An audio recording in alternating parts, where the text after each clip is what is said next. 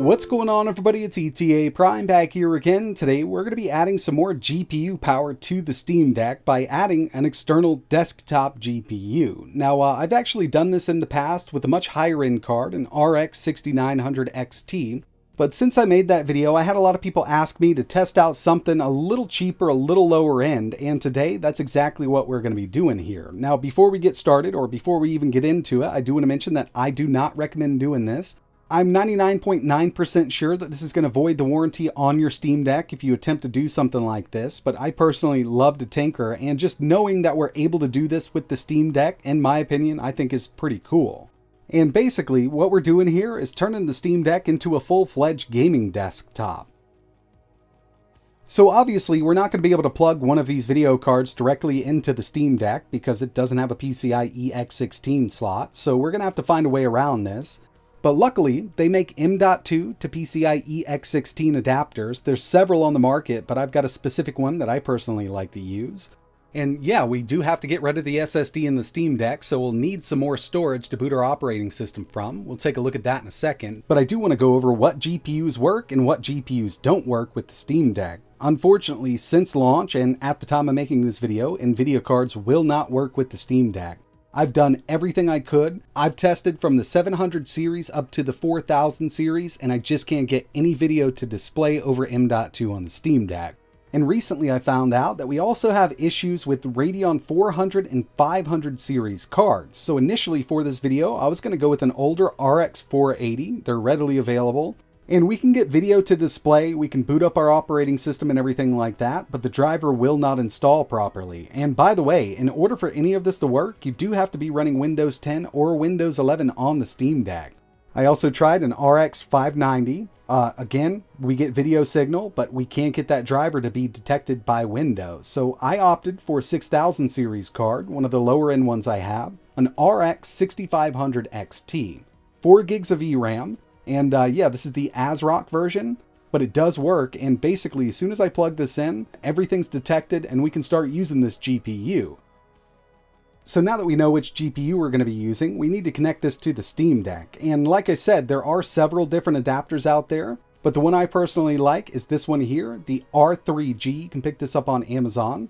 I've used it for several different projects. We've got a PCIe X16 slot and plenty of power options. We've also got power out. This will do 2 8-pin connectors to your GPU. And you could use an ATX or an SFX power supply to get power to the GPU because we're just not going to get enough over that M.2 adapter. But this will plug right into where the SSD went in the Steam Deck. So since we're going to be using that SSD slot, we need some type of storage media to run our operating system from. And in the past, I used a micro SD card and it's just horribly slow. I mean, you can boot Windows from a micro SD card on the Steam Deck, but I wouldn't recommend it.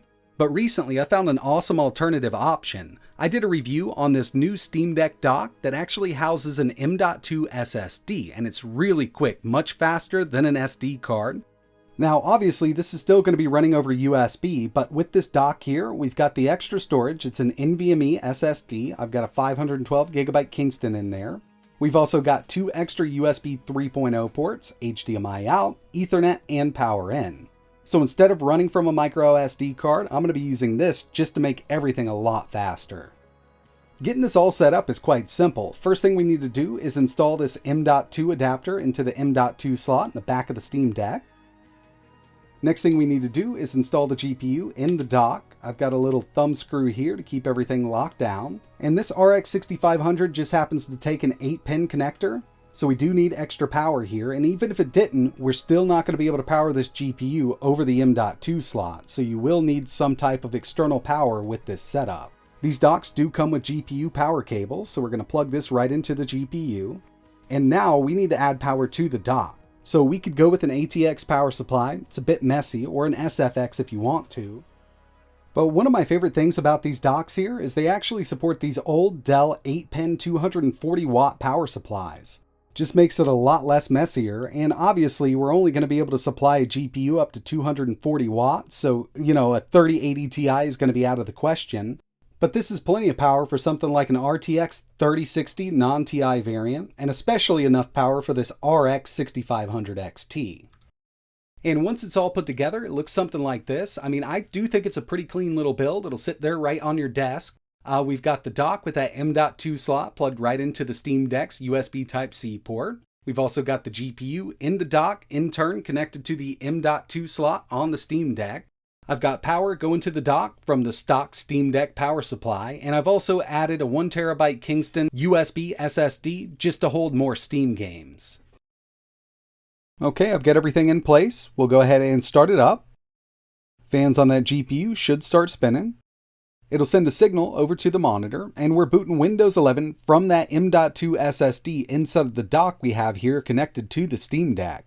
And like I mentioned, it's a lot faster than a micro SD card. So I've booted a few different operating systems on the Steam Deck from micro SD, and it's a big pain. But having something connected over USB still isn't as fast as if it was connected over a PCIe slot inside of the unit itself, but it's miles faster than a micro SD card. Overall, it's been a pretty snappy experience. Now, I did want to pull up Task Manager here so you can see that we've got that custom 045 APU. That's the Steam Deck's APU.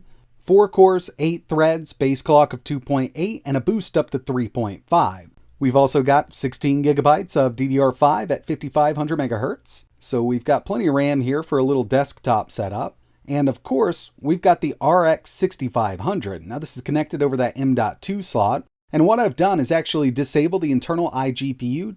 That way we don't have to send any power whatsoever over there. And the full 15 watts, that's as high as we can get it on the Steam Deck, can go to the CPU side of things, keeping those clocks up to 3.5 basically indefinitely. And I've got the back off of the Steam Deck right now. It hasn't thermal throttled or anything like that while gaming with this eGPU connected. And we've got full control over the video card using Afterburner. I have done a little bit of overclocking on this, not much at all. I think 180 on the core and 200 on the memory, plus a 15 watt boost on the TDP for that GPU just to get a little extra out of it. It would have been really nice to use an older Gen 3 card like a 400 series or a 500 series, but like I mentioned, I just couldn't get the driver to function properly. Every time I installed it with an RX 480 or even a 590, which was the one I wanted to go with, it would just fail the install and Windows would never detect that we had that RX 590 installed. There's a good chance we'd see better performance out of a card like that, given that it's, based on a Gen 3 PCIe slot versus a Gen 4, but right now all I can really get working are 6000 series GPUs, and Nvidia is really out of the question. So the first thing I want to test here is Modern Warfare 2. I'm going to go ahead and start it up. I'm going to run the built-in benchmark, and then we're going to move over to some more PC games. I'll probably run some more benchmarks like 3D Mark just to show you the difference and how much performance we're gaining with this eGPU connected. Okay, so here it is. I'm using the balanced preset from the game, and we've got FSR set to performance. We're at 1080p, and performance really isn't that bad. I've actually tested single player, and yeah, locking this down to 60 does make it for a really playable experience, but we can get a little more out of this setup here. Now what's really holding us back is obviously we're connected over an M.2 slot, so we're not getting the full bandwidth with this GPU, but the other big thing is the Steam Deck CPU. So from this benchmark here, we actually got an average of 85 FPS, and if you take a look at the bottleneck, I know it's a bit hard to see, we're 99% on the CPU side of things. So yeah, obviously with this RX 6500, we could get a little more out of this game. I'm not saying that it's a top-of-the-line card by any means, but it does a great job at 1080p. Next thing I wanted to take a look at were some GPU benchmarks using 3D Mark. And of course, we're going to gain performance by adding this external GPU, but I still wanted to kind of compare it to the built-in iGPU just to show you the difference here. So with Night Raid and the RX 6500, we got a total score of 24,845. And just on the Steam Deck's iGPU, we got a 16,126.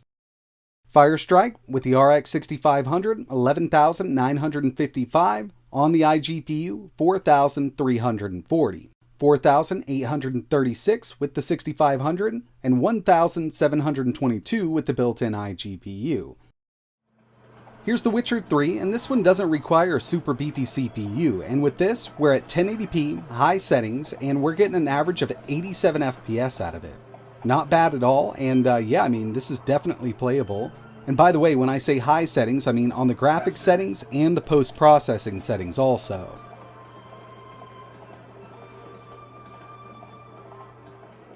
Next up, we've got Cyberpunk 2077 1080p, but we're using the Steam Deck preset. So I kind of wanted to see how much more we could get out of this. And I mean, it's actually really close to the Steam Deck at 720p like this. And again, really coming down to that CPU performance.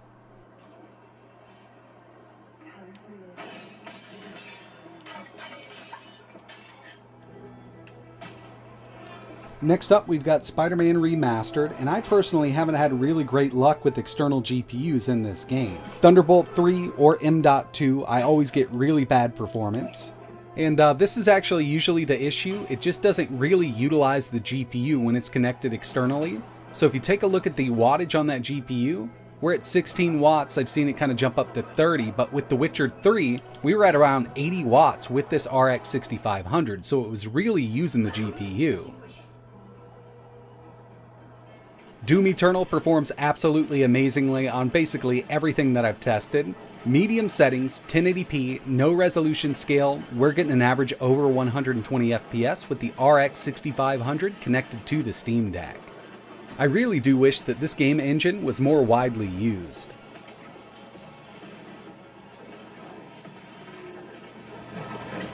God of War original settings, 1080p and FSR set to performance, we can only pull an average of around 46 FPS out of this. Now you will see it jump up to around 60, a little over 60 in some cases, but most of the time we're under 50 FPS.